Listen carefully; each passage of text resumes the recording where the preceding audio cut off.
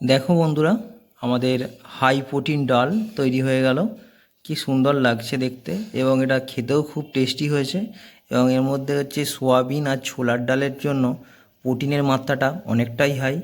তো স্পেশালি যারা হচ্ছে জিম করো বা যাদের ডায়াবেটিস আছে, বিভিন্ন খাওয়া দাওয়ায় মানা আছে, তো তোমরা এইভাবে একবার এই ডালটা খেয়ে দেখো। তোমাদের শরীরের জন্য এটা খুব ভালো, আর এটা খেতেও খুব সুস্বাদু। আর চ্যানেলটা যারা নতুন দেখছেন, একটু ফলো অ্যান্ড সাবস্ক্রাইব করে দেবেন। আর রেসিপিটা ভালো লাগলে একটু শেয়ার করে দেবেন। Thank you. নমস্কার বন্ধুরা, রান্নার পাঠশালায় আপনাদেরকে স্বাগত জানাই। আজকে একটা রেসিপি নিয়ে এসেছি, সেটা হচ্ছে একটা খুবই হাই প্রোটিন ডাল।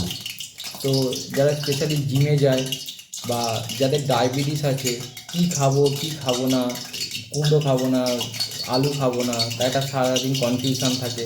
তো তাদের একঘেয়েমি খাবার খেয়ে খেয়ে বোর হয়ে গেছে। আর নর্মাল যারা হচ্ছে মানুষ, ইয়ং বা বাচ্চা, বয়স্ক, যাদের মানে বডিতে হাই প্রোটিন ডাল এটা। তো সেই জন্যে আমি প্রথমে আজকে নিয়েছি পেঁয়াজ কুচো করে নিয়েছি, টমেটো কুচো করে নিয়েছি, নিয়েছি জিরের গুঁড়ো, ধনের গুঁড়ো, কারি পাতা, মিট মশলা, বা তোমরা চিকেন মশলা চাইলে সেটাও নিতে পারো, গরম মশলাও নিতে পারো। আর নিয়েছি নুন, আর নিয়েছি লঙ্কার গুঁড়ো, হলুদ গুঁড়ো, আর ফোড়ন দেওয়ার জন্য গোটা জিরে আর শুকনো লঙ্কা। এবার আমি সারা রাত হচ্ছে ছোলার ডালকে ভিজিয়ে রেখেছিলাম।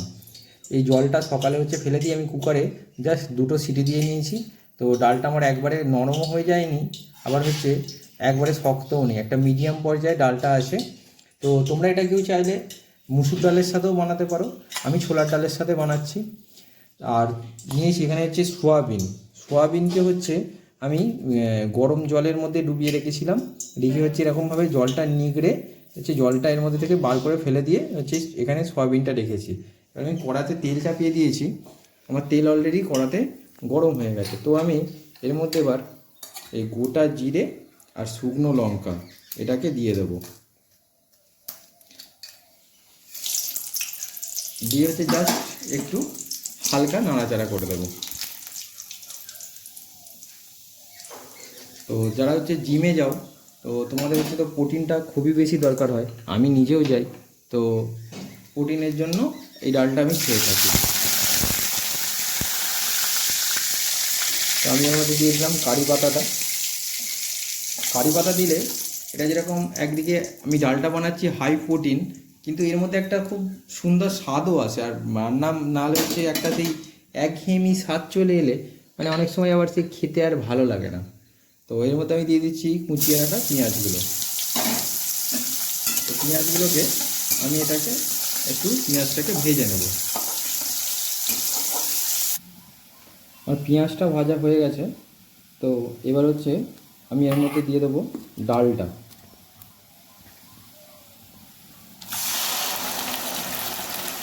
কারণ ছোলার ডাল সারা রাত ভিজিয়ে রাখাটা খুব দরকার, নাহলে কি হয় ডালটা সেদ্ধ হতে চায় না। আর ডাল একটু লং টাইম একটা প্রসেসের মধ্যে দিয়ে গেলে তবেই ডালের মধ্যে থেকে প্রপার নিউট্রিশনটা পাওয়া যায়। আমার ডালের মধ্যে জল ছিল তাই। দেখো বন্ধুরা, আমার ডালটা একটা ফুঁট নিয়ে নিয়েছে। আমি কিন্তু এই পেঁয়াজটা ভাজার পর এই ডালটা দিয়েছি, আমি কিন্তু এখনও মশলাগুলো কষাইনি। তো এই ডালটাকে আমি খুব বেশি মানে কষিয়ে রান্না করব না, যাতে এর হচ্ছে এর মধ্যে মানে এর যে খাদ্য গুণগুলো সেগুলো যাতে ঠিকঠাক থাকে, নষ্ট না হয়ে যায়, যার জন্য হচ্ছে ডালটা দিয়ে দিয়েছিলাম। এবার এর মধ্যে আমি দিয়ে দিলাম কুচনো টমেটোগুলো। এবার আমি দিয়ে দেবো এর মধ্যে সামান্য একটু নুন। আচ্ছা, এবার দিয়ে দিচ্ছি জিরের গুঁড়ো, দেবো ধনে গুঁড়ো, আচ্ছা দিয়ে দেবো হচ্ছে লঙ্কার গুঁড়ো, দেবো হলুদ, সবকটা মশলা এর মধ্যে এই যে। এবার তোমরা চাইলে এটাতে মিট মশলা ব্যবহার করতে পারো, চিকেন মশলা ব্যবহার করতে পারো, বা হচ্ছে তোমার যে কোনো কারি মশলা তোমরা দিতেও পারো। আবার তোমরা যদি মনে করো যে না দেবে তো সেটা নাও দিতে পারো। তো আমি এখানে সামান্য মিট মশলাটাই দিলাম। এবার হচ্ছে আমি এই পুরো উপকরণটাকে এই ডালটার মধ্যে মিশিয়ে নেব। আর এটাকে একটু লো ফ্লেমে রান্না করব, যাতে হচ্ছে ডালটার মধ্যে সমস্ত মশলাগুলো আস্তে আস্তে এর মধ্যে মিশতে থাকে। আর কারণ এটাকে আমি যদি পুরো তেল দিয়ে কষাতাম, তো সেক্ষেত্রে একটা মানে ডাইজেশনের একটা অসুবিধা হতো, একটা খুব রিচ টাইপের হয়ে যেত। কিন্তু এইভাবে বানালে জিনিসটা খুব একটা রিচ হবে না। দেখো বন্ধুরা, আমাদের এই সব মশলাগুলো ছোলার ডালের সাথে মিশে এটা কি সুন্দর চলে এসছে। অথচ সবই এর মধ্যে খাদ্যগুণ ভালো রয়েছে এবং প্রোটিনের মাত্রাও ছোলার ডালে খুব হাই। এবং এর মধ্যে যেটা সেটা সবথেকে হাই প্রোটিন জিনিস সেটা হলো সোয়াবিন। তো আমি এই সোয়াবিন বড়ি যেগুলো হয়, এই সোয়াবিন আমি এর মধ্যে অ্যাড করে দিলাম।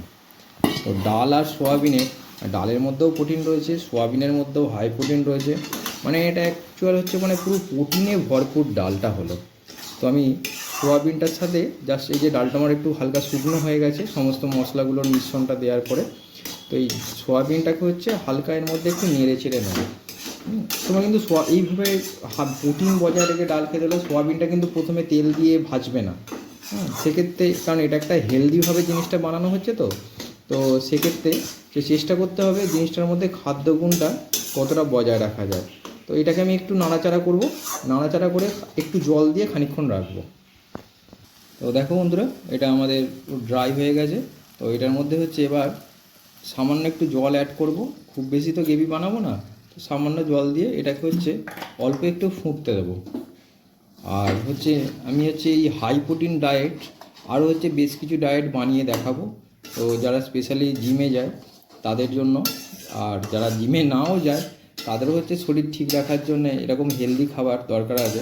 কারণ সবসময় হাই রিচ খেলে শরীরের তো 12টা বাজবেই। তো দেখো এটার মধ্যে জল দিয়ে জাস্ট খানিকক্ষণ মিনিট 5, কারণ ডালগুলো তো কুকারে দিয়েছিলাম সেদ্ধই, সোয়াবিনগুলোও গরম জলে দিয়েছিলাম। তো এটাকে জাস্ট যাতে সমস্ত মিশ্রণটা ভালোভাবে একবার ফুটে মিশে যায়, তার জন্য ওই মিনিট 5-7 মতন আমি একটু এটাকে ঢাকা দিয়ে রেখে দেবো।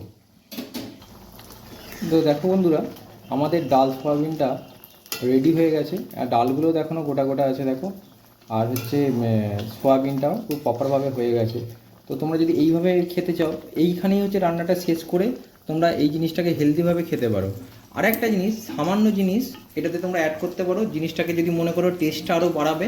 তো আমি যখন কষাচ্ছিলাম ওখান থেকে একটু তেল তুলে রেখেছিলাম, পেঁয়াজটা যখন ভাজছিলাম, দেখো ওর মধ্যে কারি পাতাটা উঠে এসছে আর পেঁয়াজটা রয়েছে। এবার এর মধ্যে আমি একটু আদার কুচি আর একটু রসুনের কুচি নিয়েছি, যার জন্য আমি কষাবার সময় দেখবে আদা রসুনের পেস্ট দিয়েছিলাম না। তো এইখানে এই সামান্যভাবে গরম তেলটাতে আমি হালকা করে একটু আদা রসুনটাকে কুচো কুচো করে নিয়েছি। আর ওই পেঁয়াজ ভাজার যে তেলটা আর 2-4টে পেঁয়াজ তখনই আমি কষাবার সময়তে তুলে নিয়েছিলাম। তো সেটা আমি জাস্ট একটু এখানে তেলে ফ্রাই করে নিলাম। তো এটাতে দিলে কি হয়, স্বাদটা খুব ভালো চলে আসে। তো এইটাকে আমি এবার গ্যাসটা বন্ধ করে এবার এর মধ্যে আমি এটাকে ঢেলে দেবো উপর থেকে। তো এই উপর থেকে তড়কাটা দিলে এই স্বাদটা খুব সুন্দর চলে আসে। আমি এর মধ্যে কিন্তু কোনো এক্সট্রা তেল দিলাম না, ওটা যখন আমি কষাচ্ছিলাম এই কষাবার সময়তেই তুলে রেখেছিলাম তেলটা। তো দেখো এবার আর এই সোয়াবিনের একটা নিজস্ব জল থাকে, যার জন্য যখন ফোটে একটু জল জল লাগে।